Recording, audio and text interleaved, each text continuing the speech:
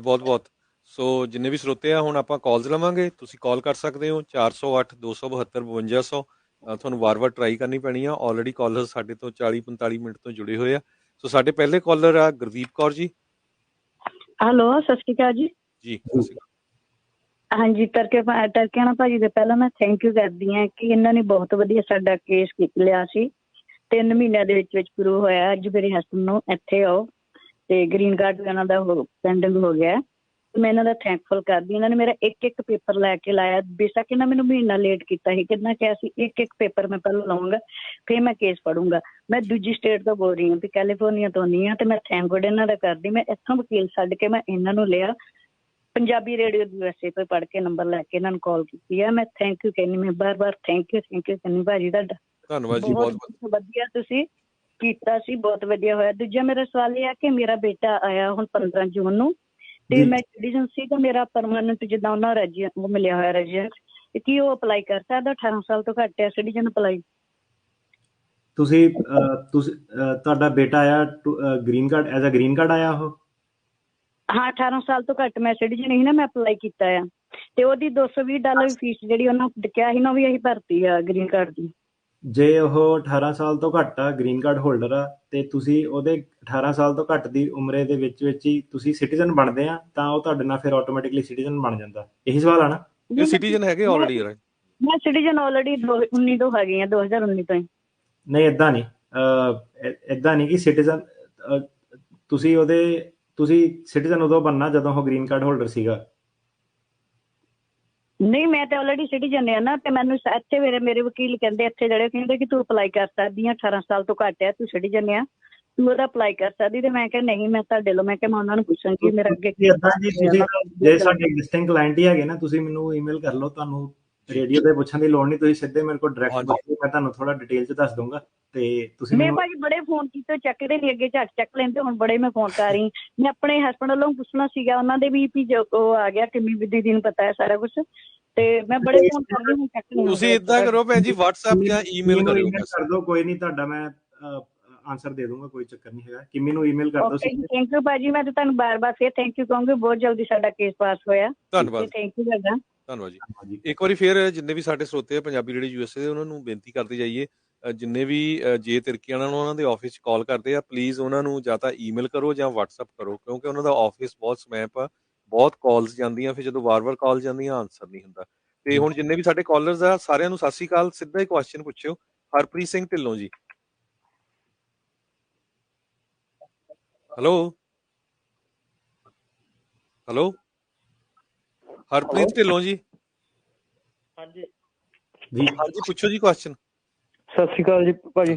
ਜੀ ਭਾਜੀ, ਮੇਰਾ ਨਾ ਵਿਆਹ ਹੋਇਆ ਆ ਤੇ B1 B2 ਤੇ ਮੈਂ ਆਇਆ ਜੀ। ਤੇ ਮੈਂ ਨਾ ਅਜੇ ਤਾਂ ਮੋਸ਼ਨ ਪਾਤੀ ਸੀ ਜੀ, ਵਿਆਹ ਤੋਂ ਪਹਿਲਾਂ ਹੀ ਮੋਸ਼ਨ ਪਾਤੀ ਸੀ, ਤੇ ਹੁਣ ਮੇਰਾ ਵਿਆਹ ਵੀ ਹੋ ਗਿਆ, ਤਾਂ ਉੱਤੋਂ ਮੋਸ਼ਨ ਵੀ ਅਪਰੂਵ ਹੋ ਗਈ। ਮੋਸ਼ਨ ਕਾਹਦੀ ਸੀਗੀ ਜੀ? ਅਜ਼ਾਈਲਮ ਦੀ ਭਾਜੀ। ਠੀਕ ਹੈ। ਜੇ B1 B2 ਤੇ ਤੁਸੀਂ ਆਏ ਸੀਗੇ, ਤਾਂ ਤੁਸੀਂ ਵਿਆਹ ਵਾਲੇ ਕੇਸ ਦੇ ਉੱਤੇ ਆਪਣਾ ਜਿਹੜਾ ਸੀਗਾ ਉਹ ਗ੍ਰੀਨ ਕਾਰਡ ਲਓ। ਤੁਹਾਨੂੰ ਸਾਲ ਜਿਹੜਾ ਵੇਟ ਕਰਨ ਦੀ ਲੋੜ ਨਹੀਂ ਪੈਣੀ। ਤੇ ਭਾਜੀ ਮੇਰੀ ਇਹ ਅਕਤੂਬਰ ਦੀ ਆ, ਤੇ ਮੇਰਾ ਕੋਰਟ ਦੇ ਵਿੱਚ ਕੇਸ, ਮੇਰਾ ਇਹ ਮੰਨਣਾ ਕਿ ਜੇ 130 ਤੇ 485 ਜਿਹੜੀ ਉਹ ਆ ਪਟੀਸ਼ਨ, ਹਾਂਜੀ, ਉਹਦੇ ਬਾਅਦ ਪਾਸ ਹੁੰਦੇ ਆ ਕੋਰਟ ਤੋਂ, ਜਿਹੜਾ ਮੈਂ ਕੇਸ ਕਲੋਜ਼ ਕਰਾਉਣਾ, ਉਹਨੂੰ ਕਿੰਨਾ ਟਾਈਮ ਲੱਗ ਜਾਊਗਾ? ਕੋਰਟ ਤੋਂ ਤਾਂ ਭਾਈ ਤੁਹਾਡਾ ਛੇਤੀ ਹੋ ਜਾਣਾ ਚਾਹੀਦਾ, 1-2 ਮਹੀਨੇ ਦੇ ਅੰਦਰ ਤੁਸੀਂ ਕਲੋਜ਼ ਕਰਾ ਲਓ। B1 B2 ਤੇ ਆਏ ਆ, ਸਿਟੀਜ਼ਨ ਨਾਲ ਜੇ ਤੁਸੀਂ ਵਿਆਹ ਕਰਾਇਆ ਤਾਂ ਡਿਸਮਿਸ ਕਰ ਦਿਓ। ਹਾਂਜੀ, ਤੇ ਫਿਰ USCIS ਮੋਰੇ ਜਿਹੜਾ ਉਹ ਫਾਈਲ ਕਰੋ ਤੁਸੀਂ, ਤੇ ਆਪਣੇ ਵਕੀਲ ਨੂੰ ਕਹੋ ਕਿ ਸਰਕਾਰੀ ਵਕੀਲ ਨਾਲ ਸਿੱਧੇ ਕੰਟੈਕਟ ਕਰਨ, ਤੁਹਾਡਾ ਡਿਸਮਿਸ ਕਰ ਦੇਣਾ ਉਹਨੇ, ਕੋਈ ਚੱਕਰ ਨਹੀਂ। ਅੱਛਾ, ਹੁਣ ਮੈਂ ਪਹਿਲਾਂ ਫਿਰ ਵਿਆਹ ਦਾ ਕਰ ਲਾਂ ਤੇ ਉਹ ਰਹਿਣ ਦਾ? ਹਾਂਜੀ, ਬਿਲਕੁਲ। ਧੰਨਵਾਦ ਜੀ। ਤੇ ਕਿੰਨਾ ਚਿਰ ਲੱਗ ਜਾਊਗਾ ਜੀ ਆਈਡੀਆ? 1.5 ਸਾਲ ਲੱਗਣਾ। 1.5 ਸਾਲ? ਹਾਂਜੀ, ਜਿਹੜੇ ਵੀ ਬੰਦੇ ਸੁਣ ਰਹੇ ਆ ਨਾ, ਪਹਿਲਾਂ ਵੀ ਹੁਣ ਮੇਰੇ ਕੋਲ ਸੋਸ਼ਲ ਮੀਡੀਆ ਤੇ ਵੀ ਕੁਐਸਚਨ ਪੁੱਛਦੇ ਆ ਕਿ PD ਲੈ ਲਈਏ ਜਾਂ ਕੇਸ ਡਿਸਮਿਸ ਕਰ ਲਈਏ। ਸੋ ਇੱਕ ਗੱਲ ਸਾਰੇ ਜਾਣੇ ਧਿਆਨ ਰੱਖ ਲਓ ਕਿ ਕੋਈ ਵੀ ਚੀਜ਼ ਕੋਰਟ ਕੋਲ ਲੈਣੀ ਜ਼ਿਆਦਾ ਔਖੀ ਆ, ਠੀਕ ਆ, USCIS ਕੋਲ ਲੈਣੀ ਸੌਖੀ ਆ। ਸੋ ਜਿਹੜੇ ਬੰਦਾ ਕੇਸ ਆਪਣਾ ਡਿਸਮਿਸ ਕਰਾ ਕੇ ਤੁਹਾਨੂੰ ਕੋਈ ਵੀ ਬੈਨੀਫਿਟ ਜੇ ਤੁਸੀਂ USCIS ਮੋਰੇ ਜਾਂ ਬਾਹਰੋਂ ਕੌਂਸੂਲੇਟ ਤੋਂ ਲੈ ਸਕਦੇ ਆ, ਤੁਸੀਂ ਉਹਨੂੰ ਪਹਿਲ ਦੇਣੀ ਆ, ਕੋਰਟ ਨੂੰ ਨਹੀਂ ਤੁਸੀਂ ਪਹਿਲ ਦੇਣੀ। ਕੋਰਟ ਦਾ ਕਈ ਵਾਰੀ ਧੱਕਾ ਕਰ ਜਾਂਦੇ ਆ ਫਿਰ। ਮੇਰਾ ਜਿਹੜਾ ਮੇਰਾ ਜੱਜ ਆ ਉਹ ਕ੍ਰੀਚਰ ਆ, ਸਟੀਵਨ M ਕ੍ਰੀਚਰ। ਕੋਈ ਪ੍ਰੋਬਲਮ ਨਹੀਂ ਭਾਜੀ, ਤੁਹਾਨੂੰ ਮਿਲ ਜਾਣੀ ਆ ਪੀਡੀ ਮੈਮੋ ਥੱਲੇ, ਤੁਹਾਨੂੰ ਪ੍ਰੋਬਲਮ ਨਹੀਂ ਹੋਣੀ ਕਿਉਂਕਿ ਤੁਸੀਂ ਲੀਗਲ ਆਏ ਸੀਗੇ। ਤਾਂ ਤੁਹਾਡਾ ਕੋਰਟ ਆਪ ਹੀ ਨਿਪਟਾਰਾ ਕਰਨਾ ਚਾਹੁੰਦਾ ਕੇਸਾਂ ਦਾ। ਤੁਹਾਡਾ ਜਿਹੜਾ ਮਰਜ਼ੀ ਜੱਜ ਹੋਵੇ, ਤੁਹਾਡਾ ਉਹਨਾਂ ਨੇ ਡਿਸਮਿਸ ਤੇ ਕਰ ਹੁਣ ਜਿੱਦਾਂ ਮੈਂ ਆਪਦਾ ਕੇਸ ਪੈਂਡਿੰਗ ਪਾ ਸਕਦਾ, ਜਿੱਦਾਂ ਮੇਰੀ ਮੋਸ਼ਨ ਅਪਰੂਵ ਹੋ ਗਈ ਆ, ਕੋਈ ਚੱਕਰ ਤਾਂ ਨਹੀਂ? ਪੈਂਡਿੰਗ ਨਹੀਂ, ਤੁਸੀਂ ਡਿਸਮਿਸ ਕਰਾਉਣਾ ਵਾ ਕੇਸ ਆਪਣਾ। ਡਿਸਮਿਸ ਕਰਾ ਦੂੰਗਾ। ਤੇ ਪਹਿਲਾਂ ਮੈਂ ਕਹਿੰਦਾ ਵਿਆਹ ਦਾ ਅਪਰੂਵ ਹੋਵੇ ਤਾਂ ਡਿਸਮਿਸ ਕਰਾਵਾਂ, ਪਹਿਲਾਂ ਹੀ ਡਿਸਮਿਸ ਕਰਾ ਦਾਂ? ਨਹੀਂ, ਪਹਿਲਾਂ ਹੀ ਡਿਸਮਿਸ ਕਰਾਓ ਤੁਸੀਂ। ਵਿਆਹ ਦਾ 485 ਫਾਈਲ ਨਹੀਂ ਨਾ ਤੁਸੀਂ ਕਰ ਸਕਦੇ ਜੇ। ਧੰਨਵਾਦ ਜੀ। ਅਗਲੇ ਸਾਡੇ ਕਾਲਰ ਆ ਜਰਨੈਲ ਸਿੰਘ ਜੀ। ਮੈਂ ਭਾਜੀ ਇਹਦੇ ਨਾਲ ਇੱਕ ਸਮਰੀ ਕਰ ਦਿੰਦਾ ਜੀ। ਥੋੜੇ ਨੇ ਕੁਐਸਚਨ ਕਨਫਿਊਜ਼ਿੰਗ ਤਰੀਕੇ ਨਾਲ ਪੁੱਛੇ ਆ। ਹਾਂਜੀ। ਪਹਿਲਾਂ ਕੇਸ ਹੈਗਾ ਐਡਮਿਨ ਕਲੋਜ਼ ਹੋ ਜਾਂਦਾ ਸੀਗਾ, ਮਤਲਬ ਕਿ ਕੇਸ ਪੈਂਡਿੰਗ ਤੇ ਰਹਿੰਦਾ ਸੀਗਾ, ਖਾਰਜ ਨਹੀਂ ਕਰਦੇ ਸੀਗੇ ਲੋਕੀ। ਕੀ ਕਰਦੇ ਸੀਗੇ, ਥੱਲੋਂ ਅਪਰੂਵ ਕਰਾ ਕੇ ਕੇਸ ਆਪਣਾ ਉੱਪਰ ਕੋਰਟ ਦੇ ਵਿੱਚ ਜਾ ਕੇ ਫਿਰ ਬਾਅਦ ਚ ਡਿਸਮਿਸ ਕਰਾ ਲੈਂਦੇ ਸੀ ਵਿਆਹ ਤੋਂ ਬਾਅਦ। ਹੁਣ ਜਿਹੜਾ ਲਾਅ ਚੱਲਿਆ ਪੀਡੀ ਮੈਮੋ ਥੱਲੇ, ਉਹਨਾਂ ਨੇ ਕੀ ਕਿਹਾ ਕਿ ਕੇਸ ਨੂੰ ਪੈਂਡਿੰਗ 'ਚ ਨਹੀਂ ਪਾਉਣਾ, ਜੇ ਕਰਨਾ ਤਾਂ ਡਿਸਮਿਸ ਹੀ ਕਰਨਾ। ਜਿਹੜਾ ਬੰਦਾ ਲੀਗਲ ਆਇਆ ਵਾ ਤੇ ਉਹਦਾ ਵਿਆਹ ਸਿਟੀਜ਼ਨ ਹੈਗਾ, ਉਹਨੂੰ ਟੈਨਸ਼ਨ ਦੀ ਲੋੜ ਨਹੀਂ। ਜੇ ਉਹਦਾ ਵਿਆਹ ਸਹੀ ਆ ਤਾਂ ਫਿਰ ਉਹ ਸਿੱਧੇ ਡਿਸਮਿਸ ਕਰਾ ਕੇ ਕੋਰਟ ਦਾ ਵੀ ਟਾਈਮ ਬਚੂਗਾ, ਤੁਹਾਨੂੰ ਵੀ ਉਹਨਾਂ ਨੇ ਦੇ ਦੇਣਾ, ਤੇ ਸਿੱਧੇ ਥੱਲੇ ਇਮੀਗ੍ਰੇਸ਼ਨ ਕੋ ਜਾ ਕੇ ਰਿਲੀਫ ਲੈ ਲਓ। ਹੋਰ ਪੰਗਿਆਂ 'ਚ ਪੈਣ ਦੀ ਲੋੜ ਨਹੀਂ ਜੀ। ਸਾਡੇ ਅਗਲੇ ਕਾਲਰ ਆ ਜਰਨੈਲ ਸਿੰਘ ਜੀ। ਹਾਂਜੀ ਭਾਜੀ, ਮੇਰਾ ਕੁਐਸਚਨ ਜੀ, ਮੇਰੇ ਜਿੱਦਾਂ ਡੈਡੀ ਮੰਮੀ ਆਏ ਜੀ ਵੈਸਟਰ ਵੀਜ਼ੇ ਤੇ ਆਪਾਂ ਉਹਨਾਂ ਦਾ ਦੂਜਾ ਅਸਾਈਲਮ ਕੇਸ ਕਰ ਸਕਦੇ? ਅਸਾਈਲਮ ਕੇਸਾਂ ਜੀ ਜਿਹਦੀ ਵੀ ਗਰਾਊਂਡ ਹੈਗੀ ਹੈ ਅਸਾਈਲਮ ਦੀ, ਕੋਈ ਵੀ ਕਰ ਸਕਦਾ, ਭਾਵੇਂ ਵਿਜ਼ਟਰ ਵੀਜ਼ੇ ਤੇ ਆਏ, ਭਾਵੇਂ ਸਟੂਡੈਂਟ ਤੇ, ਭਾਵੇਂ ਕੱਚੇ ਆਏ। ਧੰਨਵਾਦ ਜੀ। ਜਿਹੜੇ 21 ਤੋਂ 45 ਦੇ ਨਾਲ ਕਹਿੰਦੇ ਸੀਗੇ ਉਹ ਠੀਕ ਹੈ? ਨਹੀਂ, ਉਹ 21 ਤੋਂ 45 ਦੇ ਨਾਲ ਉਹ ਆ ਜਿਹੜੇ ਬਾਰਡਰ ਤੇ ਫੜ ਹੋਏ ਆ, ਤੇ ਉਹਨਾਂ ਚੋਂ ਕਈ ਕੇਸ ਉਹਨਾਂ ਨੇ ਠੀਕ ਦੂਜੇ 1 ਸਾਲ ਦੇ ਵਿੱਚ ਕਰ ਸਕਦੇ, ਰਾਈਟ? 1 ਸਾਲ ਦੇ ਅੰਦਰ ਕਰਨਾ ਪੈਂਦਾ ਕੇਸ। ਹਾਂਜੀ, ਧੰਨਵਾਦ ਜੀ। ਥੈਂਕ ਯੂ ਜੀ। ਅਗਲੇ ਕਾਲਰ ਆ ਭੁਪਿੰਦਰ ਜੀ। ਹਾਂਜੀ ਸਰ, ਐਕਚੁਅਲੀ ਮੇਰੇ ਫਾਦਰ ਨੇ ਅਪਲਾਈ ਕੀਤਾ ਸੀ ਮੇਰੀ ਸਿਸਟਰ ਦਾ, ਲਾਈਕ ਓਵਰ 21। ਮੇਰੇ ਫਾਦਰ ਹੈ ਗ੍ਰੀਨ ਕਾਰਡ, 4 ਸਾਲ ਪਹਿਲਾਂ ਅਪਲਾਈ ਕੀਤਾ ਸੀ। ਮੇਰੇ ਫਾਦਰ ਦੀ ਹੁਣ ਜੀ ਆਪਣੀ ਸਿਟੀਜ਼ਨਸ਼ਿਪ ਡਿਊ ਹੈਗੀ ਆ, ਤੇ ਜੇ ਉਹ ਸਿਟੀਜ਼ਨਸ਼ਿਪ ਲੈ ਲੈਂਦੇ ਆ ਤੇ ਉਧਰੋਂ ਜੇ ਮੇਰੀ ਸਿਸਟਰ ਦੀ ਮੈਰਿਜ ਹੋ ਜਾਂਦੀ ਹੈ ਤੇ ਉਹ ਜਿਹੜੀ ਪਟੀਸ਼ਨ ਆ ਉਹ ਡਿਸਮਿਸ ਹੋ ਜੂਗੀ, ਕਿ ਉਹਨੂੰ ਅਪਡੇਟ ਕਰ ਸਕਦੇ ਉਦਾਂ ਹੀ? ਜੇ ਪਹਿਲਾਂ ਫਾਦਰ ਤੁਹਾਡੇ ਸਿਟੀਜ਼ਨ ਬਣ ਗਏ ਤੇ ਫਿਰ ਸਿਸਟਰ ਦੀ ਮੈਰਿਜ ਹੋਈ ਤੇ ਫਿਰ ਉਹੀ ਪਟੀਸ਼ਨ ਤੁਹਾਡੀ ਜਿਹੜੀ ਆ ਅੱਗੇ ਚੱਲ ਪੈਣੀ ਹੈ। ਠੀਕ ਹੈ, ਸੋ ਪਹਿਲਾਂ ਫਾਦਰ ਨੂੰ ਸਿਟੀਜ਼ਨ ਬਣਨ ਦੇਣਾ, ਫਿਰ ਸਿਸਟਰ ਵਿਆਹ ਕਰਾਵੇ। ਠੀਕ ਆ, ਪਟੀਸ਼ਨ ਚੱਲੂਗੀ ਉਹੀ। ਠੀਕ ਹੈ ਜੀ, ਧੰਨਵਾਦ ਜੀ। ਅਗਲੇ ਸਾਡੇ ਕਾਲਰ ਆ ਕੁਲਦੀਪ ਜੀ। ਹਾਂਜੀ, ਸਤਿ ਸ਼੍ਰੀ ਅਕਾਲ ਜੀ। ਹਾਂਜੀ ਸਰ, ਅਸੀਂ ਨਾ ਮਾਰਚ ਦੇ ਵਿੱਚ ਇੱਥੇ ਫੈਮਿਲੀ ਆਏ ਹਾਂ ਬਾਰਡਰ ਕ੍ਰੋਸ ਕਰਕੇ, ਤੇ ਸਾਡੇ ਉੱਥੇ ਬਿਆਨ ਨਹੀਂ ਹੋਏ, ਤੇ ਸਾਡੇ ਆ ਮੰਡੇ ਨੂੰ ਇਹਨਾਂ ਨੇ ਸਾਰੇ ਡਾਕੂਮੈਂਟ ਲੈ ਕੇ ਸੱਦਿਆ, ਤੇ ਅਸੀਂ ਤੁਹਾਨੂੰ ਹਾਇਰ ਕਰਨਾ। ਅਸੀਂ 2 ਵਾਰੀ ਆਫਿਸ ਦੇ ਵਿੱਚ ਕਾਲ ਕੀਤੀ ਹੈ, ਤੇ ਉਹਨਾਂ ਨੇ ਅੱਗੋਂ ਕੋਈ ਜਵਾਬ ਜਿਹਾ ਨਹੀਂ ਦਿੱਤਾ, ਤੇ ਕਹਿੰਦੇ ਜੀ ਤੁਹਾਨੂੰ ਅਸੀਂ ਨੰਬਰ ਭੇਜਾਂਗੇ, ਉਹਦੇ ਤੇ ਤੁਸੀਂ ਇੰਨੇ ਪੈਸੇ ਪੇ ਕਰਿਓ ਜੀ, ਤੇ ਉਸ ਤੋਂ ਬਾਅਦ ਹੈ ਨਾ। ਹਾਂਜੀ,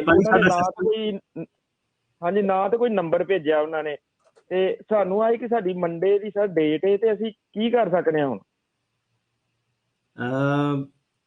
ਮੈਂ ਤੁਹਾਨੂੰ ਆਪਣੀ ਈਮੇਲ ਪਾ ਦਿੰਦਾ ਇੱਕ, ਮੈਨੂੰ ਜੇ ਈਮੇਲ ਕਰ ਸਕਦੇ ਆ ਜਿਹੜੇ ਸੁਣ ਵੀ ਰਹੇ ਆ, ਮੈਂ ਤੁਹਾਡਾ ਈਮੇਲ 'ਚ ਮੈਨੂੰ ਆਪਣਾ ਨਾਮ, ਨੰਬਰ, ਮੇਰੀ ਈਮੇਲ ਹੈਗੀ ਆ jay@immigration.global, ਤਾਂ ਮੈਨੂੰ ਜੇ ਕੋਈ ਈਮੇਲ ਕਰ ਦੇਵੇ ਤਾਂ ਆਪਣਾ ਨੰਬਰ, ਨਾਮ ਲਿਖ ਦਿਓ, ਤਾਂ ਤੁਹਾਨੂੰ ਮੈਂ ਉਹਨਾਂ ਨੂੰ ਟੇਕ ਓਵਰ ਕਰਾ ਲੈਣਾ। ਜਿਹੜੀ ਤੁਹਾਡੀ ਮੰਡੇ ਦੀ ਡੇਟ ਹੈ, ਮੰਡੇ ਦੀ ਡੇਟ ਤਾਂ ਨਹੀਂ ਮੈਂ ਕਰ ਸਕਦਾ, ਮੰਡੇ ਦੀ ਡੇਟ ਤੇ ਤੁਹਾਨੂੰ ਹੋਣਾ ਪੈਣਾ, ਤੇ ਉਹਨਾਂ ਨੂੰ ਜਾ ਕੇ ਕਹਿ ਦਿਓ ਕਿ ਮੈਂ ਵਕੀਲ ਲੱਭ ਰਿਹਾ ਵਾ, ਮੈਨੂੰ ਹੋਰ ਤਰੀਕ ਦਿਓ। ਸੋ ਇਹੀ ਹੋ ਸਕਦਾ।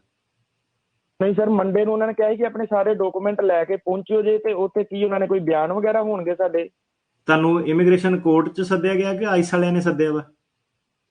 ਉਹਨਾਂ ਨੇ ਸਰ ਕੁਛ ਨਹੀਂ ਇਸ ਤਰ੍ਹਾਂ ਕਿਹਾ, ਉਹਨਾਂ ਫੋਨ ਆਇਆ ਮੈਨੂੰ। ਐਡਰੈਸ ਕੀ ਹੈ ਜਿੱਥੇ ਤੁਹਾਨੂੰ ਸੱਦਿਆ ਗਿਆ? Federal plaza, New York federal plaza. ਤੁਹਾਡੀ ਭਾਜੀ ਮੋਸਟ ਲਾਈਕਲੀ ਮਾਸਟਰ ਹੀਅਰਿੰਗ ਆ ਆਪਣੀ, ਤਾਂ ਉਹਨਾਂ ਨੂੰ ਜਾ ਕੇ ਤੁਸੀਂ ਇਹੀ ਕਹਿਣਾ, ਹਾਂ ਮਾਸਟਰ ਹੀਅਰਿੰਗ ਆ, ਉਹਨਾਂ ਨੂੰ ਜਾ ਕੇ ਇਹੀ ਕਹਿਣਾ ਕਿ ਮੈਂ ਵਕੀਲ ਕਰ ਲਿਆ ਵਾ, ਜਾਂ ਮੈਂ ਕਰ ਰਿਹਾ ਵਾ, ਤੇ ਉਹਨਾਂ ਨੇ ਤੁਹਾਨੂੰ ਮਾਸਟਰ ਹੀਅਰਿੰਗ ਜਿਹੜੀ ਉਹ ਦੇ ਦੇਣੀ ਹੈ। ਓਕੇ, ਮਤਲਬ ਬਿਆਨ ਵਗੈਰਾ ਕੁਝ ਨਹੀਂ ਹੋਣੇ ਅਜੇ? ਬਿਆਨ ਨਹੀਂ ਹੋਣੇ, ਹਾਂਜੀ। ਤੁਸੀਂ ਬਿਨਾਂ ਵਕੀਲ, ਹਾਂਜੀ ਕਹੋ ਮੈਂ ਲਾਇਰ ਕੀਤਾ, ਮੈਨੂੰ ਬਿਆਨ ਨਹੀਂ ਹੋਣੇ। ਆਪਾਂ ਪੰਜਾਬੀ ਰੇਡੀਓ ਵੱਲੋਂ ਵੀ ਬੇਨਤੀ ਕਰ ਲੈਂਦੇ ਆ, ਤੇ ਬਾਅਦ ਦੇ ਵਿੱਚ ਨਾ ਤੁਸੀਂ ਘੰਟੇ ਕੁ ਬਾਅਦ ਉਹਨਾਂ ਨੂੰ WhatsApp ਦੇ ਉੱਤੇ 4159090503 ਤੇ ਆਪਣਾ ਨੰਬਰ ਛੱਡ ਦਿਓ, ਤੇ ਮੈਂ ਜੇ ਇਹਨੂੰ ਬੇਨਤੀ ਕਰ ਲੈਣਾ, ਕੋਈ ਨਹੀਂ ਵੀਕਐਂਡ 'ਚ ਤੁਹਾਨੂੰ ਥੋੜਾ ਐਕਸਪਲੇਨ ਕਰ ਦੂਗਾ ਕੀ ਹੈ। ਠੀਕ ਹੈ ਜੀ, ਓਕੇ, ਥੈਂਕ ਯੂ ਸਰ। ਧੰਨਵਾਦ ਜੀ। ਸਾਡੇ ਅਗਲੇ ਕਾਲਰ ਆ ਮਨੀਸ਼ਾ ਜੀ। ਹਾਂਜੀ ਭਾਜੀ, ਐਕਚੁਅਲੀ ਮੈਂ ਨਾ B1 B2 ਵੀਜ਼ੇ ਤੇ ਆਈ ਸੀ, ਤੇ ਇੱਥੇ ਆ ਕੇ ਵਿਆਹ ਕਰਾ ਲਿਆ ਗ੍ਰੀਨ ਕਾਰਡ ਹੋਲਡਰ ਨਾਲ। I-1 ਸਟੱਡੀ ਤੇ 485 ਅਪਲਾਈ ਕੀਤਾ ਸੀਗਾ, ਸਾਡੀ ਇੰਟਰਵਿਊ ਹੋ ਗਈ ਆ, ਤੇ ਆਫਿਸਰ ਨੇ ਕਿਹਾ ਸੀ ਕਿ ਤੁਹਾਡਾ ਕੇਸ ਅਪਰੂਵਡ ਆ, ਤੇ ਵਿਦਿਨ 10 ਡੇਜ਼ ਤੁਹਾਨੂੰ ਗ੍ਰੀਨ ਕਾਰਡ ਮਿਲ ਜੂਗਾ। ਬਟ ਲਾਈਕ ਹੁਣ 25 ਡੇਜ਼ ਹੋ ਗਏ ਸਾਨੂੰ, ਇਸ ਦਾ ਕੋਈ ਡਿਸੀਜ਼ਨ ਨਹੀਂ ਉਹਨਾਂ ਨੇ ਭੇਜਿਆ ਹੈਗਾ। ਦੇਖੋ ਉਹਨਾਂ ਨੇ ਜਿਹੜਾ ਡਿਸੀਜਨ ਸੀਗਾ ਨਾ, ਆਫਿਸਰ ਨੇ ਤਾਂ ਕਹਿਤਾ ਅਪਰੂਵ ਕਰਨਾ, ਪਰ ਐਕਚੁਅਲ ਗ੍ਰੀਨ ਕਾਰਡ ਜਿਹੜਾ ਸੀਗਾ ਪਿੱਛੋਂ ਪ੍ਰੋਡਕਸ਼ਨ ਹੋ ਕੇ ਆਣਾ ਤੁਹਾਡਾ ਆ ਜਾਣਾ, ਪਰ 10 ਜ਼ਰੂਰੀ ਨਹੀਂ ਕਿ 10 ਦਿਨ ਦੇ ਵਿੱਚ ਹੀ ਆਣਾ, ਟਾਈਮ ਜ਼ਿਆਦਾ ਜਿਹੜਾ ਲੱਗ ਸਕਦਾ। ਓਕੇ ਠੀਕ ਹੈ ਭਾਜੀ, ਥੈਂਕ ਯੂ। ਧੰਨਵਾਦ ਜੀ। ਸਾਡੇ ਕਾਲਰ ਯਾਰ ਸਾਰਿਆਂ ਨੂੰ ਰਿਕੁਐਸਟ ਆ ਭਾਜੀ, ਇਦਾਂ ਕਿ ਦੇਖੋ ਮੈਂ ਨਾ ਇੱਕ ਤਾਂ ਮੈਂ ਆਪ ਕੋਟ ਦੇ ਵਿੱਚ ਦੌੜਿਆ ਰਹਿਣਾ ਹੈ ਨਾ 40, ਹੁਣ ਇਦਾਂ ਕਿ ਇੱਕ ਪਾਸੇ ਕਹਿੰਦੇ ਯਾਰ ਭਾਜੀ ਮੇਰਾ ਕੇਸ ਵੀ ਤੁਸੀਂ ਆਪ ਕਰੋ, ਇਦਾਂ ਕਿ ਮੇਰੇ ਕੋਲ ਨਾ ਟਾਈਮ ਦੀ ਥੋੜ ਪੈ ਜਾਂਦੀ ਹੈ। ਤਾਂ ਜਿਹੜਾ ਸਟਾਫ ਆ ਨਾ, ਹੁਣ 4 ਜਣੇ ਕਾਲ ਤੇ ਆ, ਤਾਂ ਇੱਕ ਇਹ ਚੀਜ਼ ਸਮਝੋ ਕਿ ਕਿਉਂਕਿ ਆਪਾਂ ਜਿੱਦਾਂ ਸੋਸ਼ਲ ਮੀਡੀਆ ਤੇ ਹੈਗੇ ਆ, ਉਹਦਾ ਫਾਇਦਾ ਵੀ ਹੈ ਕਿ ਲੋਕਾਂ ਨਾਲ ਜੁੜਦੇ ਵੀ ਬੜੇ ਆ, ਪਰ ਉਹਦਾ ਇੱਕ ਨੁਕਸਾਨ ਵੀ ਇਹ ਹੈ ਕਿ ਬਹੁਤ ਜ਼ਿਆਦਾ ਕੁਐਸਚਨ ਤੁਸੀਂ ਇਮੇਜਿਨ ਨਹੀਂ ਕਰ ਸਕਦੇ ਕਿ ਜਿੱਦਾਂ ਹੁਣ ਤੁਸੀਂ ਦੇਖੋ ਕਿ ਜਿੰਨੇ ਕਮੈਂਟ ਆ ਰਹੇ ਆ ਨਾ ਇਸ ਵੇਲੇ ਸੋਸ਼ਲ ਮੀਡੀਆ ਤੇ, ਉਸੇ ਹਿਸਾਬ ਨਾਲ ਸਾਨੂੰ ਜਦੋਂ ਕਾਲਾਂ ਨਾ ਫੋਨ ਜਿੱਦਾਂ ਵੱਜੀ ਚਲੀ ਜਾਂਦੇ ਆ। ਸੋ ਇਹ ਕਿ 4-5 ਬੰਦੇ ਵੀ ਸਾਨੂੰ ਕਈ ਵਾਰੀ ਮੁਸ਼ਕਿਲ ਹੋ ਜਾਂਦਾ। ਹੁਣ ਜਿੱਦਾਂ ਭਾਜੀ ਦੀ ਗੱਲ ਹੋਈ ਸੀ ਨਾ, ਉਹਨਾਂ ਨੇ ਕਿਹਾ ਕਿ ਤੁਸੀਂ ਕੰਸਲਟੇਸ਼ਨ ਸੈੱਟ ਕਰ ਲਓ, ਤੇ ਹੁਣ ਜੇ ਤੁਹਾਡੀ ਇੰਨੀ ਗੱਲ ਹੋ ਗਈ, ਤੁਸੀਂ ਭਾਜੀ ਸਿੱਧੇ ਕੰਸਲਟੇਸ਼ਨ ਸੈੱਟ ਕਰੋ, ਉਸੇ ਵੇਲੇ ਕਹੋ ਕਿ ਆਹੋ ਮੈਂ ਕਰ ਲੈਣੀ, ਫਿਰ ਤੁਸੀਂ ਕਹੋਗੇ ਮੈਂ ਸੋਚ ਕੇ ਦੱਸਣਾ, ਫਿਰ ਉਹ ਕਰਨਾ। ਸੋ ਇਹ ਹੈ ਕਿ ਜੇ ਤੁਹਾਡੀ ਗੱਲ ਹੋ ਗਈ ਆ, ਉਹਨਾਂ ਨੂੰ ਉੱਥੇ ਤੁਸੀਂ ਕਹੋ ਕਿ ਮੇਰਾ ਕੇਸ ਆ, ਮੇਰੀ ਮੰਡੇ ਦੀ ਹੀਅਰਿੰਗ ਆ, ਤੁਸੀਂ ਬਿਲਕੁਲ ਉਹਨੂੰ ਫਿਰ ਲਾਸਟ ਮਿੰਟ ਤੱਕ ਵੇਟ ਨਾ ਕਰੋ। ਜੇ ਤੁਸੀਂ ਇਹੀ ਕਰਦੇ ਕਿ ਇਹਨੇ ਆ ਕੇ ਕਿਸੇ ਵੇਲੇ ਕਰ ਲੈਣਾ, ਸੋ ਮੇਰੇ ਤੱਕ ਸਾਰਾ ਸੁਨੇਹਾ ਜਿਹੜਾ ਪਹੁੰਚਣਾ ਮੁਸ਼ਕਿਲ ਆ। ਹੁਣ ਇਦਾਂ ਕਿ ਜ਼ਿਆਦਾ ਤੋਂ ਜ਼ਿਆਦਾ ਮੈਂ ਇਹੀ ਕਰ ਸਕਦਾ ਕਿ 4 ਬੰਦੇ ਆ, ਉਹਨਾਂ ਨੂੰ ਮੈਂ 10 ਬੰਦੇ ਕਾਲ ਸੁਣਨ ਵਾਲੇ ਰੱਖ ਲੂੰਗਾ, ਪਰ ਆਪਣਾ ਸਿਸਟਮ ਜਿਹੜਾ ਇਦਾਂ ਦਾ ਕਿ ਇੰਨੀ ਜਿਹੜੀ ਜਨਤਾ ਜਿਹਨਾਂ ਦੇ ਸਾਡੇ ਕੋਲ ਨਹੀਂ ਵੀ ਕੇਸ ਆ, ਕਿਸੇ ਹੋਰ ਕੋਲ ਵੀ ਚੱਲ ਰਹੇ ਆ, ਸੋ ਸਾਰੇ ਇਹੀ ਆ ਕਿ ਆਹ ਕੁਐਸਚਨ ਆ, ਆਹ ਜਵਾਬ ਆ। ਸੋ ਸਾਡੀ ਜਿਹੜੀ ਵੋਲਿਊਮ ਆ, ਮਤਲਬ ਮੈਂ ਸਮਝ ਨਹੀਂ ਪਾ ਰਿਹਾ ਕਿ ਜਿਹੜੀ ਆਡੀਅנס ਆ ਉਹਨੂੰ ਕਿੱਦਾਂ, ਜਿਹੜੀ ਕਾਲ ਵੋਲਿਊਮ ਉਹਨੂੰ ਕਿੱਦਾਂ ਹੈਂਡਲ ਕਰਿਆ ਜਾਵੇ। ਤਾਂ ਸਾਡਾ ਜਿਹੜਾ ਇੱਕ ਸਿੱਧਾ ਹੀ ਸੌਖਾ ਹੀ ਤਰੀਕਾ ਕਿ ਜੇ ਭਾਜੀ ਬਿਲਕੁਲ ਤੁਹਾਡੀ ਖੜੇ ਪੈਰ ਜਿਹੜੀ ਹੀਅਰਿੰਗ ਹੈਗੀ ਨਾ, ਤੁਸੀਂ ਭਾਜੀ ਮੇਰੀ ਵੇਟ ਨਾ ਕਰੋ, ਤੁਸੀਂ ਵਕੀਲ ਦੂਜਾ ਜਿਹੜਾ ਉਹ ਕਰ ਲਓ, ਤੁਹਾਡਾ ਜਿਹੜਾ ਕੇਸ ਆ ਉਹ ਪਹਿਲ ਆ। ਮੇਰੇ ਕੋਲ ਜਿੰਨਾ ਜਿਹੜਾ ਹੋ ਰਿਹਾ ਮੈਂ ਜ਼ਰੂਰ ਕੋਸ਼ਿਸ਼ ਕਰੂੰਗਾ। ਜੇ ਆਪਣਾ ਲੱਗਦਾ ਤਾਂ ਸਾਡਾ ਇਹੀ ਹੈ ਕਿ j@immigration.global ਆ, ਈਮੇਲ ਕਰ ਦਿਓ। ਜਿਹੜਾ 415 ਸਭ ਤੋਂ ਬੈਸਟ ਤੁਹਾਡਾ ਹੀ ਰਹਿਣਾ, 4159090503 ਇੱਥੇ ਕਾਲ ਕਰੋ। ਇੱਕ ਤੋਂ ਵੱਧ ਵਾਰੀ ਤੁਹਾਨੂੰ ਅੱਜ ਦੀ ਡੇਟ 'ਚ ਤੁਹਾਨੂੰ ਕਾਲ ਕਰਨਾ ਪੈ ਸਕਦਾ ਵਾ। ਇਹਨੂੰ ਕੋਸ਼ਿਸ਼ ਕਰ ਰਹੇ ਹਾਂ, ਇੰਨਾ ਸੌਖਾ ਨਹੀਂ ਹੈਗਾ, ਬੰਦੇ ਲੱਭਣੇ। ਰੇਡੀਓ ਤੇ ਵੀ ਐਡ ਦਿੱਤੀ ਸੀ, ਇੰਟਰਵਿਊ ਵੀ ਕੀਤੇ ਆ, ਸਟਾਫ ਐਡ ਕਰ ਲਿਆ, ਹਰ ਹਫਤੇ ਜਿਹੜਾ ਸੀਗਾ ਹੌਲੀ ਹੌਲੀ ਬੈਟਰ ਹੋ ਜਾਊਗਾ।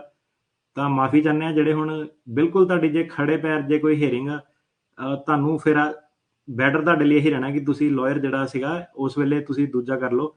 ਤਾਂ ਜਿਹੜਾ ਜਿੰਨਾ ਆਪਣੇ ਕੋਲ ਹੈਗਾ ਉਹਨਾਂ ਆਪਾਂ ਭਾਜੀ ਪੂਰੀ ਟਰਾਈ ਕਰ ਰਹੇ ਹਾਂ ਜੀ। ਨਾਲੇ ਇਹ ਆ ਜੀ ਜਿਹੜੇ ਵੀ ਸਰੋਤੇ ਸੁਣ ਰਹੇ ਆ, ਜੇ ਤੁਹਾਨੂੰ ਲੱਗਦਾ ਵੀ ਜਿੱਦਾਂ ਤੁਹਾਡੀ 2-3 ਦਿਨਾਂ 'ਚ ਡੇਟ ਆ, ਸੱਦਿਆ ਆ, ਪਹਿਲੀ ਗੱਲ ਤਾਂ ਇਹ ਪੋਸੀਬਲ ਨਹੀਂ ਹੋਣਾ। ਕੋਈ ਵੀ ਜਿਹੜਾ ਲੀਗਲ ਦਾ ਆਫਿਸ ਹੈਗਾ ਉਹ ਸਾਰੇ ਬਿਜ਼ੀ ਹੁੰਦੇ, ਉਹਨਾਂ ਦੀਆਂ ਡੇਟਾਂ ਸੈਟਅਪ ਹੁੰਦੀਆਂ, ਕਿਸੇ ਦੀ ਕੋਰਟ ਡੇਟ, ਕਿਸੇ ਦੀ ਕੁਛ। ਤੇ ਤੁਸੀਂ ਇਹ ਟਰਾਈ ਕਰੋ ਵੀ ਉਹ ਜਦੋਂ ਮੈਸੇਜ ਛੱਡਣਾ ਜਾਂ ਤੁਸੀਂ WhatsApp ਤੇ ਜਾਂ ਈਮੇਲ ਕਰਨੀ ਆ ਵੀ ਭਾਜੀ ਮੇਰੀ ਆਹ ਡੇਟ ਆ, ਵੀ ਤੁਸੀਂ ਲੈ ਸਕਦੇ ਆ ਜਾਂ ਮੈਂ ਕਿੱਦਣ ਆ ਕੇ ਮਿਲਾਂ, ਠੀਕ ਆ, ਉਹ ਪੂਰਾ ਡਿਟੇਲਸ ਮੈਸੇਜ ਛੱਡੋ, ਸਿੱਧੇ ਜਵਾਬ ਦੇ ਦੇਣਾ। ਆਪਾਂ ਨਹੀਂ ਲੈ ਸਕਦੇ ਨਾ, ਆਪਾਂ ਸਿੱਧੇ ਕਹਿਣਾ ਨਹੀਂ ਆ। ਤਾਂ ਇਹ ਸਾਨੂੰ ਨਾ ਸਟਾਫਿੰਗ ਦੀ ਭਾਜੀ ਬੜੀ ਜ਼ਿਆਦਾ ਪ੍ਰੋਬਲਮ ਜਿਹੜੀ ਸੀਗੀ ਆਈ ਸੀਗੀ। ਸੋ ਇਦਾਂ ਕਿ ਹੁਣ ਸਟਾਫ ਤਾਂ 15-20 ਜਣੇ ਜਿਹੜੇ ਹੈਗੇ ਉਹ ਇੰਗਲਿਸ਼ ਬੋਲਦੇ ਆ। ਪ੍ਰੋਬਲਮ ਇਹ ਹੈ ਕਿ ਸਾਰੇ ਬੰਦੇ ਜਿੱਦਾਂ ਸਮਝ ਨਹੀਂ ਪਾਉਂਦੇ। ਹੁਣ ਪੰਜਾਬੀ ਬੰਦਾ ਜਿਹਨੂੰ ਇਮੀਗ੍ਰੇਸ਼ਨ ਵੀ ਆਉਂਦੀ ਹੋਵੇ, ਉਹ ਸਾਨੂੰ ਬੰਦੇ ਦੀ ਕਮੀ ਆ। ਜੇ ਕੋਈ ਸੁਣ ਰਿਹਾ ਜੌਬ ਚਾਹੁੰਦਾ ਵੀ ਹੈਗਾ, ਸਾਨੂੰ ਅਪਲਾਈ ਕਰ ਦੇਵੇ, ਸਾਡੀ ਵੀ ਪ੍ਰੋਬਲਮ ਹੱਲ ਹੋ ਜਾਣੀ, ਕਮਿਊਨਿਟੀ ਦੀ ਵੀ ਸੇਵਾ ਹੋ ਜਾਣੀ, ਤੁਹਾਨੂੰ ਵੀ ਐਕਸਪੀਰੀਅੰਸ ਮਿਲ ਜਾਣਾ। ਸੋ ਉਹ ਜੇ ਕੋਈ ਸੁਣ ਰਿਹਾ ਪੈਰਾਲੀਗਲ ਆ ਜਾਂ ਰਿਸੈਪਸ਼ਨਿਸਟ ਆ ਜਾਂ ਕੰਮ ਸਿੱਖਣਾ ਚਾਹੁੰਦਾ ਵਾ, ਉਹ j@immigration.global ਰੈਜ਼ੂਮੇ ਆਪਣਾ ਭੇਜ ਦੇਵੇ ਤਾਂ ਆਪਣੀ ਉਹ ਜਿਹੜੀ ਪੋਜੀਸ਼ਨਸ ਜਿਹੜੀਆਂ ਹੈਗੀਆਂ ਅਵੇਲੇਬਲ ਆ ਇਮੀਡੀਏਟਲੀ। ਸੋ ਬਿਲਕੁਲ ਜਿੰਨੇ ਵੀ ਸਾਡੇ ਸਰੋਤੇ ਸੁਣ ਰਹੇ ਆ, ਜੇ ਕਿਸੇ ਦੇ ਬੱਚੇ ਵੀ ਨਵੇਂ ਗ੍ਰੈਜੂਏਟ ਹੋਏ ਹੈਗੇ ਆ ਇੱਥੋਂ, ਪਰ ਉਹ ਲੀਗਲ ਹੋਣਾ ਚਾਹੀਦਾ। ਇਹ ਨਹੀਂ ਵੀ ਉਹ ਨਹੀਂ ਆਪ ਕੇਸ ਕੰਮ ਕਰਨ ਲਈ ਹੋਣਾ ਚਾਹੀਦਾ, ਕਿਉਂਕਿ ਮੈਂ ਕੱਚੀ ਨਹੀਂ ਦੇ ਸਕਦਾ। ਉਹ ਤੁਸੀਂ ਅਪਲਾਈ ਕਰ ਸਕਦੇ ਆ j@immigration.global ਤੇ, ਜਿਨ੍ਹਾਂ ਨੂੰ ਪੰਜਾਬੀ ਤੇ ਇੰਗਲਿਸ਼ ਦੋਨੋਂ ਆਉਂਦੀ ਹੋਵੇ, ਪੜ੍ਹਨੀ ਤੇ ਲਿਖਣੀ ਤੇ ਸਮਝਣੀ, ਹੈ ਨਾ। ਕਿਉਂਕਿ ਦੂਜਾ ਸਟਾਫ ਤਾਂ ਇਹਨਾਂ ਦੇ ਕੋਲ ਬਹੁਤ ਹੈਗਾ। ਸੋ ਆਪਾਂ ਅਗਲੇ ਕਾਲਰ ਲੈਂਦੇ ਆ, ਸਤਨਾਮ ਸਿੰਘ ਜੀ। ਹਾਂਜੀ, ਸਤਿ ਸ਼੍ਰੀ ਅਕਾਲ ਜੀ। ਮੇਰਾ ਸਵਾਲ ਇਹ ਹੈ ਕਿ ਮੇਰਾ ਨਾ ਕੇਸ ਪਾਸ ਹੋ ਗਿਆ ਸੀਗਾ ਸੈਲਮ ਜੀ। ਤਾਂ ਮੈਂ ਸਟੇਟ ਮੂਵ ਕਰ ਰਿਹਾ, ਹੁਣ ਇੰਡੀਆਨਾ ਦੇ ਵਿੱਚ ਘਰ ਲੈ ਰਿਹਾ ਸੀ, ਮੇਰੀ ਫੈਮਿਲੀ ਵੀ ਆ ਗਈ। ਤਾਂ ਕੀ ਮੈਨੂੰ ਗ੍ਰੀਨ ਕਾਰਡ ਹਾਲੇ ਪੈਂਡਿੰਗ ਆ, ਤੇ ਕੀ ਮੈਂ ਚੇਂਜ ਕਰ ਸਕਦਾ? ਕੋਈ ਪ੍ਰੋਬਲਮ ਤਾਂ ਨਹੀਂ? ਹਾਂਜੀ, ਬਿਲਕੁਲ ਕਰ ਸਕਦੇ ਹਾਂ, ਬਿਲਕੁਲ ਕਰ ਸਕਦੇ ਹਾਂ। ਤੁਸੀਂ AR11 ਫਾਰਮ ਜਿਹੜਾ ਉਹ ਭਰਨਾ ਵਾ, ਤੇ ਵਧਾਈਆਂ ਤੁਹਾਨੂੰ ਪਹਿਲਾਂ ਤਾਂ ਸੈਲਮ ਕੇਸ ਪਾਸ ਹੁੰਦੀਆਂ। ਤੇ AR11 ਫਾਰਮ ਤੁਸੀਂ ਭਰਨਾ ਵਾ, ਤੇ ਜਿਹੜਾ ਗ੍ਰੀਨ ਕਾਰਡ ਦਾ ਜਿਹੜਾ ਰਿਸੀਟ ਨੋਟਿਸ ਵਗੈਰਾ ਸੀਗਾ ਉਹ ਸਾਰੇ ਅਪਗ੍ਰੇਡ ਕਰਨੇ ਆ। ਨੋਟਿਸ ਨਹੀਂ ਤੁਸੀਂ ਮਿਸ ਕਰਨਾ। ਤਾਂ ਕੋਈ ਇਦਾਂ ਦੀ ਰਿਕੁਆਇਰਮੈਂਟ ਨਹੀਂ ਕਿ ਤੁਸੀਂ ਉੱਥੇ ਰਹਿਣਾ, ਤੁਸੀਂ ਮੂਵ ਹੋ ਸਕਦੇ ਹੋ। ਧੰਨਵਾਦ ਜੀ। ਸਾਡੇ ਅਗਲੇ ਕਾਲਰ ਹੈਗੇ ਆ ਹਰਕੀਰਤ ਜੀ। ਜੀ ਹਰਕੀਕਤ ਜੀ ਹੈਲੋ ਜੀ ਹਕੀਕਤ ਸਿੰਘ ਜੀ ਜੀ ਜੀ ਸਤਿ ਸ੍ਰੀ ਅਕਾਲ ਜੀ ਸਤਿ ਸ਼੍ਰੀ ਅਕਾਲ ਜੀ ਸਤਿ ਸ੍ਰੀ ਅਕਾਲ ਜੀ ਹਾਂਜੀ ਸਤਿ ਸ਼੍ਰੀ ਅਕਾਲ ਜੀ ਸਾਰਿਆਂ ਨੂੰ ਕਿਹਾ ਵੀ ਸਤਿ ਸ਼੍ਰੀ ਅਕਾਲ ਇੱਕ ਵਾਰੀ ਆਪਾਂ ਜਲਦੀ ਕਰ ਲਈਏ ਹਾਂਜੀ ਹਾਂਜੀ ਮੇਰਾ ਕੁਐਸਚਨ ਹੈਗਾ ਜੀ ਮੇਰੀ ਵਾਈਫ 2007 ਚ ਆਏ ਸੀਗੇ ਜੀ ਜੀ ਬੋਲੀ ਜਾਓ ਹਾਂਜੀ ਉਹਨਾਂ ਨੇ 2012 ਚ ਦਿੱਤਾ ਸੀ ਪੇਪਰ ਸਿਟੀਜ਼ਨਸ਼ਿਪ ਦਾ ਉਹਦੇ ਵਿੱਚ ਉਹ ਹੋਏ ਨਹੀਂ ਸੀ ਰਹਿ ਗਏ ਸੀ ਜੀ ਜੀ ਹੁਣ ਉਹਨਾਂ ਨੂੰ 15 ਸਾਲ ਹੋ ਗਿਆ ਜੀ ਆਇਆ ਨੂੰ ਤੇ 70 ਸਾਲ ਦੀ ਉਮਰ ਹੋ ਗਈ ਆ ਉਹ ਕਹਿੰਦੇ ਪੰਜਾਬੀ ਚ ਮੈਂ ਦੇਣਾ ਚਾਹੁੰਦੇ ਆ ਪੇਪਰ ਤੇ ਇੱਕ ਉਹਨਾਂ ਨੇ 2 ਸਾਲ ਪਰਮਿਸ਼ਨ ਲੈ ਕੇ ਗਏ ਸੀ ਇੰਡੀਆ ਜੀ ਉਹਦਾ ਕੋਈ ਉਹਦੇ ਤੇ ਅਸਰ ਤਾਂ ਨਹੀਂ ਹੈ ਦੇ ਸਕਦੇ ਪੇਪਰ ਪੰਜਾਬੀ ਚ ਹਾਂਜੀ ਜਿਹੜਾ ਬੰਦੇ ਦੀ 55 ਸਾਲ ਤੋਂ ਉੱਤੇ ਉਮਰ ਆ 15 ਸਾਲ ਘੱਟੋ ਘੱਟ ਗ੍ਰੀਨ ਕਾਰਡ ਆ ਉਹ ਰਿਕੁਐਸਟ ਕਰ ਸਕਦਾ ਅਕੋਮੋਡੇਸ਼ਨਸ ਪਰ ਜਿਹੜੀ ਤੁਸੀਂ 2 ਸਾਲ ਵਾਲੀ ਗੱਲ ਕਹੀ ਆ ਜੇ ਪਿਛਲੇ 50 ਸਾਲਾਂ ਦੇ ਵਿੱਚ ਉਹ 2 ਸਾਲ ਬਾਹਰ ਰਹੇ ਆ ਉਹਨਾਂ ਤੁਹਾਡਾ ਜਿਹੜਾ ਸਿਟੀਜ਼ਨਸ਼ਿਪ ਦੀ ਜਿਹੜੀ ਕਲੌਕ ਆ ਉਹ ਰੁਕ ਜਾਂਦੀ ਆ ਸੋ ਤੁਹਾਨੂੰ ਟਾਈਮ ਦੁਬਾਰਾ ਉਹਨਾਂ ਨੇ 5 ਸਾਲ ਜਿਹੜੇ ਉਹ ਪੂਰੇ ਕਰਨ ਲਈ ਕਹਿ ਸਕਦੇ ਆ ਨਹੀਂ 5 ਸਾਲ ਤਾਂ ਹੋ ਗਿਆ ਸਾਨੂੰ ਜੀ ਪੂਰੇ 5 ਸਾਲ ਤਾਂ ਹੋ ਗਏ ਪੂਰੇ ਨਹੀਂ ਉਹ ਜਿਹੜਾ 2 ਸਾਲ ਵਾਲਾ ਨਾ ਉਸ ਤੋਂ ਬਾਅਦ ਜਿਹੜੇ 5 ਸਾਲ ਹੋਣੇ ਚਾਹੀਦੇ ਆ ਹਾਂ ਉਹ ਤੋਂ ਬਾਅਦ ਹੋ ਗਿਆ ਜੀ 5 ਸਾਲ ਹੋ ਗਏ ਜੀ ਠੀਕ ਆ ਜੀ ਫਿਰ ਹਾਂਜੀ ਸੋ ਤੁਸੀਂ ਕਰ 14 ਸਕਦੇ ਚ ਆਏ ਸੀ ਜੀ 14 ਤੋਂ ਹਾਂਜੀ ਹਾਂਜੀ ਉਹ ਤੁਸੀਂ ਕਰ ਸਕਦੇ ਆ ਰਿਕੁਐਸਟ ਹਾਂਜੀ ਦੇ ਸਕਦੇ ਪੇਪਰ ਹਾਂਜੀ ਪੰਜਾਬੀ ਚ ਧੰਨਵਾਦ ਜੀ ਹਾਂਜੀ ਤੇ ਅਗਲੇ ਸਾਡੇ ਕਾਲ ਇਹਨਾਂ ਨੇ ਨਾ ਇਹ ਪੁੱਛਣ ਦੀ ਕੋਸ਼ਿਸ਼ ਕੀਤੀ ਸੀ ਬੇਸਿਕਲੀ ਕਿ ਜਿਹੜਾ 15 ਸਾਲ ਵਾਲਾ ਰੂਲ ਆ ਕਿ ਉਹ ਦੁਬਾਰਾ ਰੀਸੈਟ ਹੋ ਜਾਂਦਾ ਕਿ ਨਹੀਂ ਹੋ ਜਾਂਦਾ 5 ਸਾਲ ਵਾਲਿਆਂ ਨੇ ਉਹ ਪੁੱਛਿਆ ਸੀਗਾ ਕਿ ਜੇ ਮੈਂ 2 ਸਾਲ ਜਿੱਦਾਂ ਬਾਹਰ ਰਹੇ ਆ ਤਾਂ ਜਿਹੜੀ ਇੱਕ ਰਿਕੁਆਇਰਮੈਂਟ ਹੈ ਕਿ ਜੇ ਤੁਸੀਂ ਕੰਟੀਨਿਊਸਲੀ 15 ਸਾਲ ਰਹੇ ਆ ਸੋ ਉਹਦੇ ਹੀ ਤੁਸੀਂ ਜੇ ਰੀਐਂਟਰੀ ਪਰਮਿਟ ਵਗੈਰਾ ਲੈ ਕੇ ਗਏ ਸੀਗੇ ਟਰੈਵਲ ਡਾਕੂਮੈਂਟ ਲੈ ਕੇ ਗਏ ਸੀਗੇ ਤੁਸੀਂ ਉਹ ਆਰਗੂ ਕਰ ਸਕਦੇ ਆ ਕਿ ਹਾਂਜੀ ਮੇਰੇ ਤੇ 15 ਸਾਲ ਵਾਲਾ ਜਿਹੜਾ ਰੂਲ ਆ ਉਹ ਲਾਗੂ ਹੁੰਦਾ ਸੋ ਉਹ ਤੁਸੀਂ ਜਿੱਤ ਸਕਦੇ ਆ ਪਰ ਤੁਹਾਨੂੰ ਥੋੜੀ ਜਿਹੀ ਆਰਗੂਮੈਂਟ ਕਰਨੀ ਪੈਣੀ ਹੈ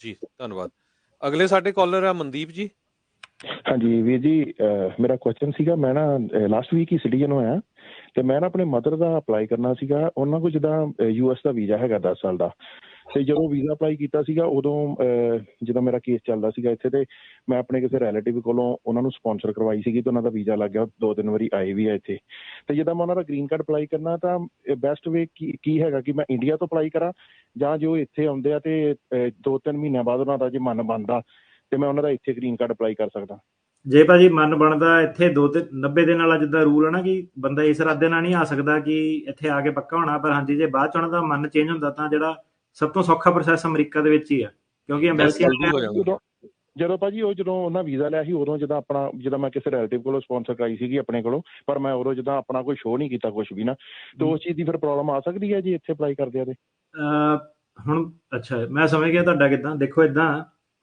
ਤੁਸੀਂ ਸੈਲਮ ਲਿਆ ਸੀਗਾ ਸਾਲਮ ਹਾਂਜੀ ਮੇਰਾ ਸਾਲਮ ਦਾ ਕੇਸ ਸੀਗਾ ਤੇ ਮੈਂ ਹੁਣ ਸਿਟੀਜ਼ਨ ਹੋ ਗਿਆ ਲਾਸਟ ਵੀਕ ਤੁਹਾਡੇ ਸਾਲਮ ਦੇ ਵਿੱਚ ਤੁਹਾਡੇ ਪੇਰੈਂਟਸ ਨੇ ਐਫੀਡੇਵਿਟ ਲਾਏ ਸੀਗੇ ਮਾਤਾ ਪਿਤਾ ਨੇ ਹਾਂਜੀ ਲਾਏ ਸੀਗੇ ਉਹ ਜਿਹੜੇ ਐਫੀਡੇਵਿਟ ਉਹਨਾਂ ਨੇ ਲਾਏ ਸੀਗੇ ਉਹ ਆਪਣੇ ਵੀਜ਼ਾ ਅਪਲਾਈ ਕਰਨ ਤੋਂ ਪਹਿਲਾਂ ਲਾਏ ਸੀਗੇ ਕਿ ਬਾਅਦ ਚ ਲਾਏ ਸੀਗੇ ਐਫੀਡੇਵਿਟ ਨਹੀਂ ਉਹਨਾਂ ਨੇ ਐਫੀਡੇਵਿਟ ਤੋਂ ਵਗੈਰਾ ਜਿੱਦਾਂ ਪਹਿਲਾਂ ਹੀ ਉਹਨਾਂ ਦੇ ਸਾਰੇ ਬਣ ਗਏ ਸੀਗੇ ਤੇ ਉਹਨਾਂ ਨੇ ਭੇਜ ਦਿੱਤੇ ਸੀਗੇ ਪਰ ਮੇਰੀ ਇੰਟਰਵਿਊ ਜਦੋਂ ਆਈ ਸੀਗੀ ਉਹ ਔਰ ਜਦੋਂ ਮੇਰੀ ਇੰਟਰਵਿਊ ਹੋਈ ਆ ਉਸ ਟਾਈਮ ਮੇਰੇ ਮਦਰ ਇੱਥੇ ਅਮਰੀਕਾ ਸੀਗੇ ਹੁਣ ਇਹਦਾ ਹੁਣ ਸਵਾਲ ਇਹ ਆ ਜਾਂਦਾ ਕਿ ਇੱਕ ਪਾਸੇ ਜੇ ਕਿਸੇ ਦੇ ਘਰਦੇ ਨੇ ਕਿਹਾ ਕਿ ਮੇਰਾ ਉੱਥੇ ਮੁੰਡਾ ਨਹੀਂ ਰਹਿੰਦਾ ਤੇ ਦੂਜੇ ਪਾਸੇ ਉਹਨੂੰ ਐਫੀਡੇਵਿਟ ਦਿੱਤੇ ਆ ਉਹਦੇ ਕੇਸ ਦੀ ਸਪੋਰਟ ਦੇ ਵਿੱਚ ਸੋ ਦੋ ਚੀਜ਼ਾਂ ਆ ਜਾਂਦੀਆਂ ਜਾਂ ਤਾਂ ਉਹਨੇ ਕਹਿਣਾ ਤੇਰਾ ਕੇਸ ਝੂਠਾ ਸੀਗਾ ਜਾਂ ਉਹਨੇ ਕਹਿਣਾ ਤੇਰੇ ਘਰ ਦੇ ਝੂਠ ਬੋਲਦੇ ਸੀਗੇ ਹਨਾ ਤਾਂ ਉਹ ਜਿਹੜਾ ਹੁਣ ਤੁਸੀਂ ਜੇ ਐਮਬੈਸੀ ਤੁਹਾਡਾ ਜਿਹੜੇ ਫੜਨ ਦੇ ਚਾਂਸ ਹੋਣ ਦੇ ਜ਼ਿਆਦਾ ਕਿਉਂਕਿ ਪੁਰਾਣੀ ਐਪਲੀਕੇਸ਼ਨ ਰਿਵਿਊ ਕਰਨੀ ਹੈ ਅਮਰੀਕਾ ਦੇ ਵਿੱਚ ਇਹ ਹੈ ਕਿ ਹੋ ਸਕਦਾ ਉਹ ਪੁਰਾਣੀ ਵਾਲੀ ਐਪਲੀਕੇਸ਼ਨ ਤੁਹਾਡੀ ਨਾ ਰਿਵਿਊ ਕਰਨ ਪਰ ਹੋ ਸਕਦਾ ਕਿ ਉਹਨੂੰ ਕੁਐਸਚਨ ਕਰਨ ਕਿ ਇੱਥੇ ਮੁੰਡੇ ਬਾਰੇ ਕਿਉਂ ਨਹੀਂ ਲਿਖਿਆ ਸੀਗਾ ਆਪਣੇ ਕਿਉਂਕਿ ਉਹਦੇ ਵਿੱਚ ਸਵਾਲ ਹੁੰਦਾ ਕਿ ਤੁਹਾਡਾ ਕੋਈ ਰਿਲੇਟਿਵ ਤਾਂ ਨਹੀਂ ਹੈਗਾ ਸੋ ਉਹਦੇ ਵਿੱਚ ਤੁਹਾਡੇ ਜਿਹੜੇ ਘਰ ਦੇ ਆ ਉਹ ਫਸ ਸਕਦੇ ਆ ਠੀਕ ਆ ਤੇ ਜੇ ਉਹ ਫਸਦੇ ਆ ਤਾਂ ਫਿਰ ਜਿਹੜੇ ਸਵਾਲ ਆ ਉਹ ਤੁਹਾਡੇ ਸਾਲਾਂ ਮੱਲ ਵੀ ਜਿਹੜੇ ਆ ਉਹ ਉੱਠ ਸਕਦੇ ਆ ਜਦੋਂ ਉਹਨਾਂ ਨੇ ਜਿਹੜੇ ਐਫੀਡੇਵਿਟ ਭੇਜੇ ਸੀਗੇ ਉਦੋਂ ਉਹ ਇੰਡੀਆ ਹੀ ਸੀਗੇ ਤੇ ਬਾਅਦ ਜਦੋਂ ਮੈਂ ਅਪਲਾਈ ਕੀਤਾ ਜਿੱਦਾਂ ਮੇਰੀ ਜਿਹੜੀ ਸਾਲਮ ਅਫਸਰ ਕੋਲ ਇੰਟਰਵਿਊ ਆਈ ਆ ਉਹ ਜਿੱਦਾਂ 2.5 ਸਾਲ ਬਾਅਦ ਆਈ ਸੀਗੀ ਮੇਰੀ ਨਾ ਤੇ ਸਵਾਲ ਇਹ ਹੈਗਾ ਕਿ ਜਦੋਂ ਉਹਨਾਂ ਨੇ ਵੀਜ਼ਾ ਅਪਲਾਈ ਕੀਤਾ ਆਪਣਾ ਉਦੋਂ ਉਹਨਾਂ ਨੂੰ ਪਤਾ ਸੀਗਾ ਕਿ ਤੁਸੀਂ ਅਮਰੀਕਾ ਹੈਗੇ ਕਿ ਨਹੀਂ ਸਵਾਲ ਇਹ ਹੈਗਾ ਉਹਨਾਂ ਨੇ ਕਿ ਨਹੀਂ ਹਾਂਜੀ ਸੋ ਜੇ ਤਾਂ ਤੁਹਾਡੇ ਐਫੀਡੇਵਿਟ ਉਹਨਾਂ ਦੇ ਵੀਜ਼ੇ ਤੇ ਅਪਲਾਈ ਕਰਨ ਤੋਂ ਪਹਿਲਾਂ ਮਾਤਾ ਨੇ ਲਿਖੇ ਸੀਗੇ ਤਾਂ ਫੇਰ ਪ੍ਰੋਬਲਮ ਆ ਕਿਉਂਕਿ ਐਫੀਡੇਵਿਟ ਦਿੱਤੇ ਆ ਤੇ ਐਫੀਡੇਵਿਟ ਦੇ ਵਿੱਚ ਉਹਨੂੰ ਦੱਸਿਆ ਕਿ ਆਹ ਪ੍ਰੋਬਲਮ ਆ, ਤੇ ਬਾਅਦ ਚ ਆਪਣੀ ਜਿਹੜੀ ਵੀਜ਼ੇ ਦੀ ਐਪਲੀਕੇਸ਼ਨ ਲਾਈ ਆ ਉਹ ਚ ਲਿਖਿਆ ਕਿ ਮੇਰਾ ਮੁੰਡਾ ਹੈ ਨਹੀਂਗਾ ਕੋਈ ਵੀ ਅਮਰੀਕਾ ਦੇ ਵਿੱਚ, ਸੋ ਉਹ ਪ੍ਰੋਬਲਮ ਆ। ਤੇ ਇਹ ਤੁਹਾਡਾ ਮੁੱਦਾ ਤੁਹਾਡਾ ਜਿਹੜਾ ਪੈ ਸਕਦਾ, ਇਹਦੇ ਤੁਸੀਂ ਜਵਾਬ ਦੇਣ ਲਈ ਜਿਹੜੀ ਤਿਆਰ ਰਹੋਗੇ ਕਿੱਦਾਂ ਜਵਾਬ ਦੇਣਾ। ਤੇ ਭਾਜੀ ਇਹਦੇ ਨਾਲ ਇੱਕ ਮੈਂ ਹੋਰ ਚੀਜ਼ ਕਹਾਂ, ਸਾਨੂੰ ਇਸੇ ਹਫਤੇ ਨਾ 2-3 ਆਹੀ ਚੀਜ਼ ਤੇ ਕੰਸਲਟੇਸ਼ਨ ਸੀਗੀ। ਆਪਣੇ ਜਿਹੜੇ ਸੀਗੇ ਐਗਜ਼ਿਸਟਿੰਗ ਕਲਾਇੰਟ ਹੀ ਸੀਗੇ, ਉਹ ਕਹਿੰਦੇ ਸੀਗੇ ਆਪਣੇ ਘਰਦਿਆਂ ਨੂੰ ਬੁਲਾਣਾ ਨਾ ਚਿਰ ਬਹੁਤ ਹੋ ਗਿਆ, ਜਿੱਦਾਂ ਡੇਟਾ ਪੋਸਟਪੋਨ ਹੋ ਗਿਆ। ਤਾਂ ਮੈਂ ਕਿਹਾ ਤੁਸੀਂ ਸਾਡੇ ਕੋਲ ਜਾਓਗੇ, ਆਪਾਂ ਤਾਂ ਜੈਨੂਇਨਲੀ ਕਰ ਸਕਦੇ ਹਾਂ, ਵਕੀਲ ਨੇ ਤਾਂ ਬਾਏ ਦਾ ਬੁੱਕ ਚੱਲਣਾ ਹੈ ਨਾ, ਕਿਉਂਕਿ ਸਾਡੀ ਆਪਣੀ ਲਾਇਸੈਂਸ ਹਰੇਕ ਚੀਜ਼ ਸਟੇਕ ਤੇ ਆ। ਉਹ ਕਹਿੰਦਾ ਯਾਰ ਆਪਣਾ ਜੇ ਮੈਂ ਘਰਦਿਆਂ ਦੇ ਬਾਰੇ ਜੇ ਮੈਂ ਆਪਣੇ ਬਾਰੇ ਦੱਸਤਾ ਫਿਰ ਉਹਨਾਂ ਨੇ ਵੀਜ਼ਾ ਨਹੀਂ ਦੇਣਾ ਘਰਦਿਆਂ ਨੂੰ, ਕਿ ਤੁਹਾਡਾ ਮੁੰਡਾ ਇੱਥੇ ਅਸਾਈਲਮ ਫਾਈਲ ਕੀਤਾ, ਉਹਨਾਂ ਨੇ ਵੀਜ਼ਾ ਨਹੀਂ ਦੇਣਾ। ਤਾਂ ਮੈਂ ਕਿਹਾ ਹਾਂ, ਪਰ ਮੈਂ ਕਿਹਾ ਇਦਾਂ ਕਿ ਜੇ ਹੁਣ ਤੂੰ ਤੀਰ ਤੁੱਕੇ ਨਾਲ ਵੀਜ਼ਾ ਲੈ ਵੀ ਲਿਆ, ਬਾਅਦ ਚ ਤੇਰਾ ਕੇਸ ਪਾਸ ਹੋ ਜਾਂਦਾ, ਫਿਰ ਕੱਲ ਨੂੰ ਤੇਰੀ ਉਹ ਖਬਰ ਆ ਕਿ ਘਰਦਿਆਂ ਨੇ ਝੂਠ ਬੋਲਿਆ ਸੀ, ਫਿਰ ਉਹਨਾਂ ਨੂੰ ਗ੍ਰੀਨ ਕਾਰਡ ਨਹੀਂ ਮਿਲਣਾ। ਸੋ ਇਦਾਂ ਕਿ ਇਹ ਤੁਹਾਨੂੰ ਕੌੜਾ ਘੁੱਟ ਜਿਹੜਾ ਹੈਗਾ ਸੱਚਾਈ ਵਾਲਾ, ਇਹ ਭਰਨਾ ਹੀ ਪੈਣਾ ਵਾ, ਤੁਹਾਨੂੰ ਉਹਨਾਂ ਨੂੰ ਦੱਸਣਾ ਹੀ ਪੈਣਾ ਕਿ ਮੁੰਡਾ ਮੇਰਾ ਉੱਥੇ ਆ, ਵੀਜ਼ਾ ਲੱਗੇ ਭਾਵੇਂ ਨਾ ਲੱਗੇ। ਸੋ ਵਕੀਲ ਦੀ ਜਾਂ ਸਹੀ ਰਾਹ ਇਹੀ ਹੈਗੀ ਆ ਕਿ ਤੁਸੀਂ ਸੱਚ ਦੱਸਣਾ ਉਹਨਾਂ ਨੂੰ, ਤੇ ਸੱਚ ਦੱਸ ਕੇ ਵੀਜ਼ਾ ਲਵਾਓ, ਤਾਂ ਕਿ ਬਾਅਦ ਚ ਤੁਹਾਡਾ ਕੇਸ ਵੀ ਪਾਸ ਹੋ ਜਾਵੇ। ਫਿਰ ਤੁਸੀਂ ਜਿੱਦਾਂ ਬਾਈ ਹੁਣ ਦੱਸ ਰਿਹਾ, ਆਹ ਵਾਲੇ ਚ ਤੁਸੀਂ ਜਿਹੜਾ ਸੀਗਾ ਉਹ ਪੈ ਜਾਂਦੇ ਆ। ਤਾਂ ਫਿਰ ਇਦਾਂ ਕਿ ਘਰਦਿਆਂ ਦਾ ਕਈ ਵਾਰੀ ਜੇ ਮਿਸ ਰੈਪਰੈਜ਼ੈਂਟੇਸ਼ਨ ਉਹ ਕਰ ਦੇਣ ਤਾਂ ਘਰ ਵਾਲੀ ਨੂੰ ਤਾਂ ਵੇਵਰ ਮਿਲ ਜਾਂਦਾ, ਪਰ ਪੇਰੈਂਟਸ ਨੂੰ ਵੇਵਰ ਨਹੀਂ ਮਿਲ ਸਕਦਾ ਬੱਚਿਆਂ ਦੇ ਬੇਸ ਤੇ। ਸੋ ਘਰ ਦੇ ਤੁਹਾਡੇ ਫਿਰ ਲਾਈਫ ਲੌਂਗ ਬਾਹਰ ਟੰਗੇ ਰਹਿ ਸਕਦੇ ਆ। ਫਿਰ ਤੁਸੀਂ ਕਹਿਣਾ ਇਹੋ ਜਿਹਾ ਗ੍ਰੀਨ ਕਾਰਡ ਵੀ ਕਹਦਾ ਗ੍ਰੀਨ ਕਾਰਡ ਜਾਂ ਸਿਟੀਜ਼ਨ ਜਿੱਥੇ ਬੰਦਾ ਆਪਣੇ ਘਰਦਿਆਂ ਨੂੰ ਨਾ ਬੁਲਾ ਸਕੇ।